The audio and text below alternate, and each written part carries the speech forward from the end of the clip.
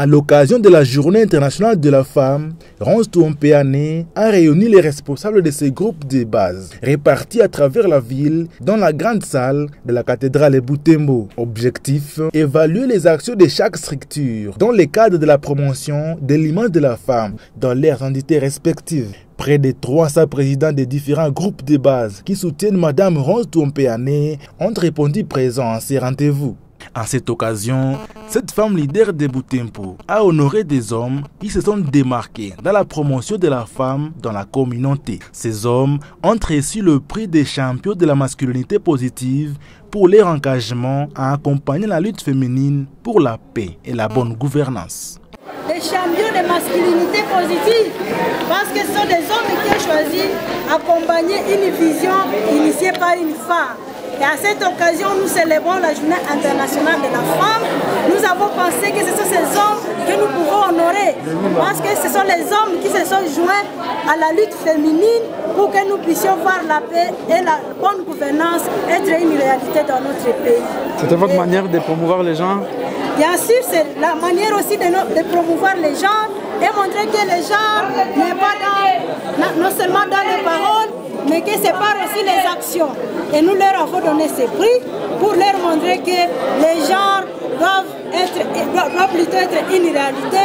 Les gens, seul les gens nous permettra à reconstruire notre pays, parce que dans cette complémentarité hommes-femmes, nous allons être forts et nous saurons faire face aux défis que nous vivons dans notre pays. Après cette cérémonie, Rose Tuompeane et ses collaborateurs se sont ensuite dirigés au centre médical Sepima Santé Mentale de Butembo. Ici, cet activiste des droits humains, dont le principal cheval de bataille reste la recherche de la paix, a choisi de passer cette journée commémorative aux côtés des personnes qui souffrent de troubles mentaux suite aux conséquences de la guerre. D'après elle, l'objectif était de lancer un message interpellateur aux autorités du pays ainsi qu'à la communauté internationale.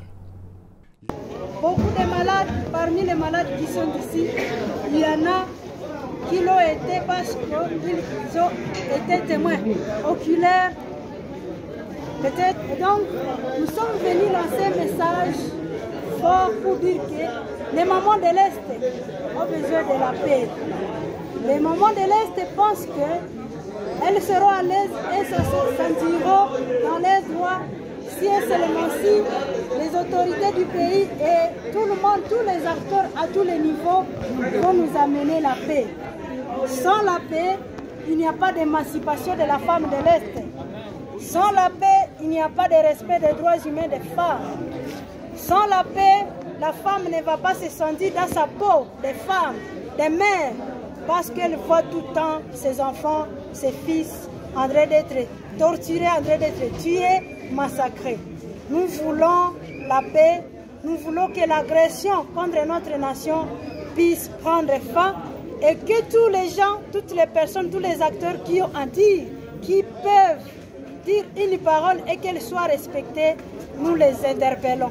Nous les disons, si réellement ils sont pour les droits de la femme, alors ils doivent nous aider pour que la paix soit restaurée chez nous. C'est ça le message que nous sommes venus lancer. Et aujourd'hui, nous on ne va pas fêter parce que normalement le 8 mars, ce serait une fête de dire voilà, nos droits ont été reconnus, mais nous, on pleure nos fils, on pleure les maris, on pleure les frères, on pleure les sœurs, on pleure les mères, on pleure ces enfants qui ont été tués par l'ADF, qui ont été tués par les M23, on pleure nos sœurs et on partage la douleur de nos sœurs qui sont en train d'être à présent exploitées sexuellement par l'ennemi. Et nous voulons que les autorités du pays puissent être touchées par ce message. Et nous sommes prêts à pouvoir soutenir l'autorité dans toutes ces démarches pour le retour de la paix. Parce que les bénéficiaires de cet acte ont salué l'initiative de cette brave dame qui se montre déterminée à s'attaquer aux causes profondes de plusieurs maux qui rongent les habitants de Butembo ainsi que ses environs. Ces derniers ont émis le vœu de voir les autorités du pays être touchées par ce message.